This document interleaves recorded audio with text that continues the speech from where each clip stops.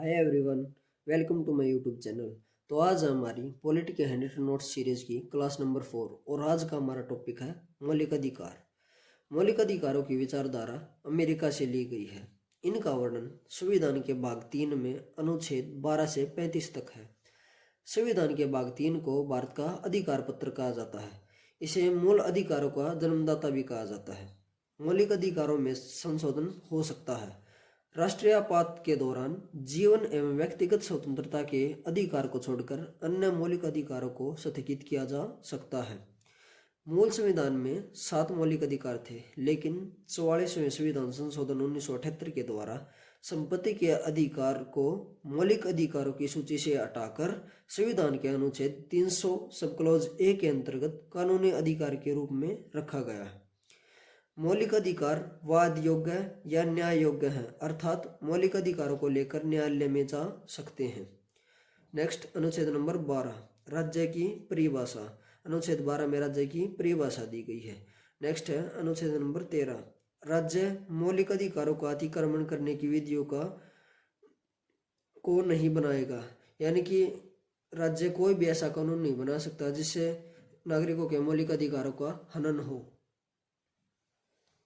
Next है समता या समानता का अधिकार, जिसका वर्णन अनुच्छेद 14 से 18 तक किया गया है।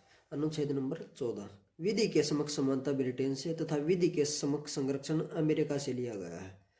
अनुच्छेद नंबर 15 राज्य जाति, धर्म, लिंग, वर्ण, आयु तथा निवास स्थान के आधार पर किसी के साथ कोई भेदभाव नहीं करेगा। राज्य सार्वजनिक स्थलों पर प्रवेश को पाबंदी नहीं लगाएगा। अनुच्छेद 15 सब क्लॉज 3 के अंतर्गत राज्य महिलाओं तथा बच्चों के लिए विशेष सुविधाएं उपलब्ध करवा सकता है। नेक्स्ट, अनुच्छेद नंबर 16 लोक नियोजन में अवसर की समानता। राज्य के अधीन किसी पद पर नियुक्ति से संबंधित विषयों में सभी नागरिकों के लिए अवसर की समानता होगी।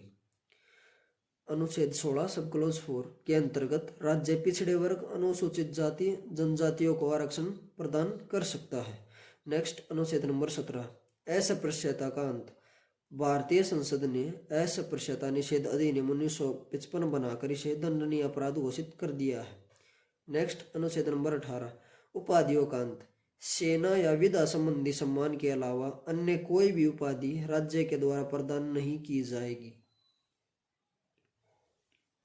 भारत सरकार द्वारा भारत रत्न, पद्म विभूषण, पद्म भूषण, पद्मश्री, परमवीर चक्र, महावीर चक्र आदि पुरस्कार अनुच्छेद 18 के तहत ही दिए जाते हैं।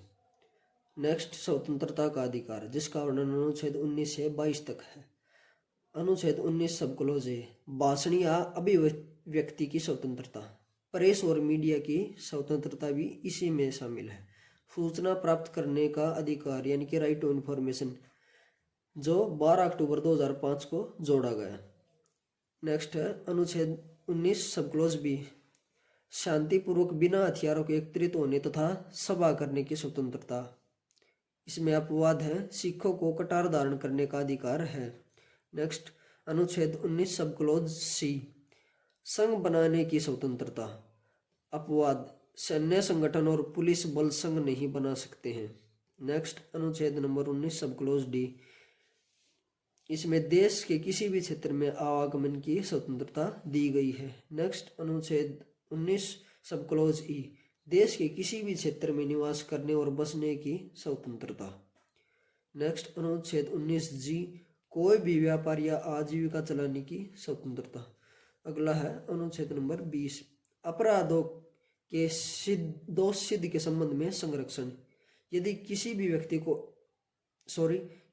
व्यक्ति को एक अपराध के लिए सिर्फ एक बार ही सजा मिलेगी।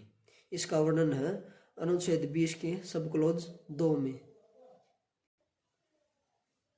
और अपराध करने के समय जो कानून है उसी के तहत सजा मिलेगी, न कि पहले और बाद के कानून के अनुसार। इसका वर्णन है अनुच्छेद 20 के सब क्लॉज 1 में। किसी भी व्यक्ति को न्यायालय में स्वयं के विरुद्ध गवाही देने के लिए बाध्य नहीं किया जाएगा। इसका वर्णन है संविधान के अनुच्छेद 20 के सब क्लॉज 3 में। नेक्स्ट है अनुच्छेद 21 प्राण एवं दैहिक स्वतंत्रता का अधिकार। अनुच्छेद 21 सब क्लॉज क में राज्य 6 से 14 वर्ष की आयु के सभी बच्चों को निःशुल्क तथा अनिवार्य शिक्षा प्रदान करेगा। यह बात 86वें संविधान संशोधन 2002 के द्वारा जोड़ी गई। शिक्षा का अधिकार अधिनियम 2009 1 अप्रैल 2010 को संपूर्ण भारत में लागू हुआ था। नेक्स्ट, अनुच्छेद नंबर 22 कुछ दशाओं में गिरफ्तारी और निरोध के में संरक्षण। अनुच्छेद 22 सब क्लोज 1 गिरफ्तार किए गए व्यक्ति को गिरफ्तार करने का कारण बताना होगा, यानी कि उसे क्यों गिरफ्तार किया गया है। अनुच्छेद 22 सब क्लोज 2 उसे वकील से परामर्श प्राप्त करने का अधिकार होगा। अनुच्छेद 22 सब क्लोज 3 24 घंटे में न्यायालय में पेश करना होगा। यात्रा व अवकाश का समय शामिल नहीं होगा इसमें। निवारक निरोध भारतीय संविधान के अनुच्छेद 22 के खंड 3, 4, 5, 6 में तत्सम संबंधी प्रावधान का उल्लेख है, यानी कि निवारक निरोध के संबंध में प्रावधान इन खंडों में है। निवारक निरोध कानून के अंतर्गत किसी भी व्यक्ति को अपराध से पूर्व ही गिरफ्तार किया जाता है।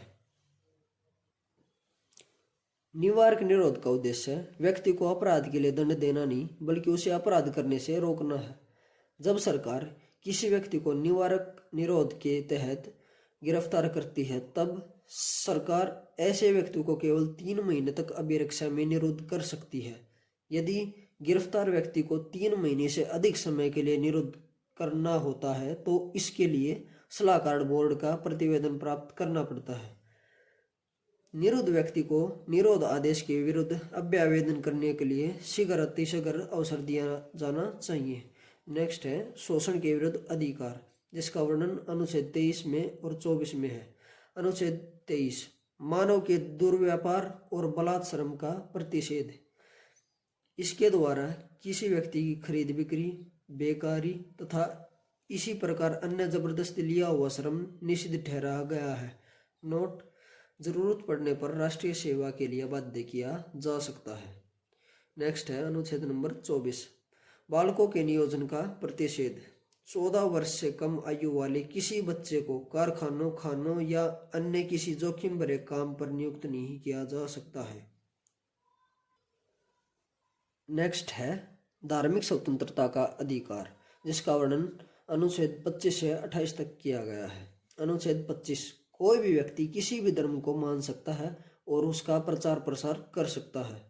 अनुच्छेद 26 व्यक्ति को अपने धर्म के लिए संस्थाओं की स्थापना व पोषण करने, विधि सम्मत संपत्ति के अर्जन, स्वामित्व व प्रशासन का अधिकार है।